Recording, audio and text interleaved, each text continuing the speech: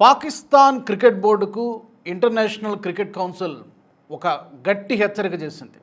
Over action చేస్తే తోక cut చేస్తాం జాగ్రత్త అంటూ తాజాగా హెచ్చరిక జారీ చేసింది. దీనికి కారణం ఏంటంటే మనకి త్వరలోనే ICC men's T20 world cup జరగబోతోంది. మేము ఈ T20 వరల్డ్ కప్లో ఆడతాం, కానీ భారత్తో జరిగే మ్యాచ్లో మాత్రం మేము పాల్గొనము, ఆడం అని చెప్పి పాకిస్తాన్ క్రికెట్ బోర్డు అఫీషియల్గా అనౌన్స్ చేసింది ఈ మధ్యనే. దీనికి బీసీసీఐ స్పందించింది.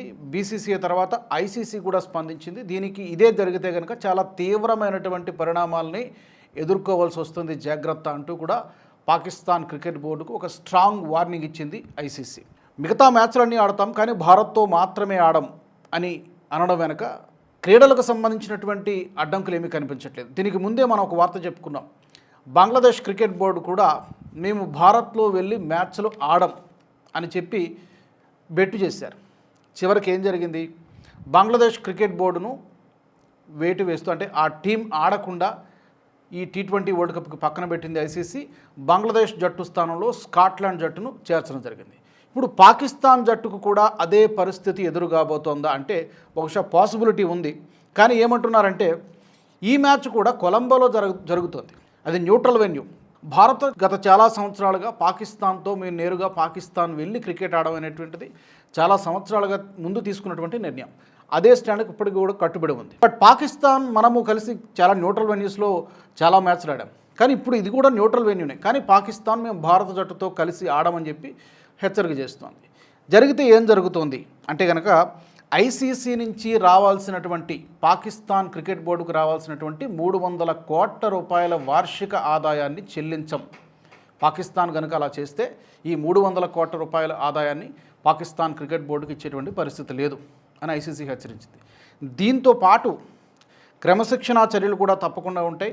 నియమ నిబంధనలను ఉల్లంఘించినందుకు బహుశా కొన్ని నెలల పాటు పాకిస్తాన్ క్రికెట్ జట్టును మేబీ కొన్ని నెలలు కొన్ని టోర్నమెంట్లు ఆడకుండా నిషేధం విధించే అవకాశం కూడా ఉంది, దిగి రాకపోతే కనుక. అలాగే గతంలో సౌత్ ఆఫ్రికా జట్టు విషయంలో ఇలాగా జరిగింది. కొన్ని నెలల పాటు, ఐ థింక్ కొన్ని సంవత్సరాల పాటు సౌత్ ఆఫ్రికా క్రికెట్ జట్టును అంతర్జాతీయ క్రికెట్ నుంచి బ్యాన్ చేసినటువంటి పరిస్థితి. అది జాతి వివక్షకు సంబంధించినటువంటి విషయం. చాలా సంవత్సరాలు అయిపోయింది. ఇప్పుడు పాకిస్తాన్ ఈ కారణం చూపించడంతో చాలా క్రికెట్ ఎక్స్పర్ట్స్ నుంచి కానీ క్రీడా పండితుల నుంచి కానీ చాలా తీవ్రమైనటువంటి విమర్శలు వస్తూ ఉన్నాయి. అండ్ ఇంకొకటి, ఎవరైతే బ్రాడ్కాస్టింగ్ రైట్స్ తీసుకున్నారో జియో హాట్స్టార్ సంస్థ కూడా కోర్టుకి వెళ్ళేటువంటి అవకాశం ఉంది. ఒకవేళ కోర్టుకు వెళితే ఆ నష్టాన్ని కూడా పాకిస్తాన్ క్రికెట్ బోర్డే భరించాల్సి రావచ్చు. కాబట్టి ఈ అన్ని విషయాల్ని దృష్టిలో పెట్టుకొని పాకిస్తాన్ క్రికెట్ బోర్డు తన నిర్ణయాన్ని మార్చుకుంటే మంచిది, లేకపోతే చాలా తీవ్రమైనటువంటి పరిణామాలు ఎదుర్కోవాల్సి వస్తుందని చెప్పి ఐసీసీ చాలా గట్టి హెచ్చరిక చేసింది. ఐసీసీ చైర్మన్గా ప్రస్తుతం జైషా ఉన్నారు. జైషా అమిత్ షా కొడుకు. బట్ అగైన్ ఈ చర్యల మీద కూడా రాజకీయ కారణాలు చూపించేటువంటి అవకాశం ఉంది. భారతీయుడు ఐసీసీ చైర్మన్గా ఉన్నాడు కాబట్టి మాపై పాకిస్తాన్ క్రికెట్ జట్టు పైన వివక్ష చూపిస్తున్నారని చెప్పి అది కూడా ఒక కారణంగా చూపించేటువంటి అవకాశం లేకపోలేదు. బట్ ఈ హెచ్చరిక తర్వాత పాకిస్తాన్ క్రికెట్ బోర్డు నిర్ణయంలో ఏమైనా మార్పు వస్తుందా లేదా అనేది చూడాల్సినటువంటిది.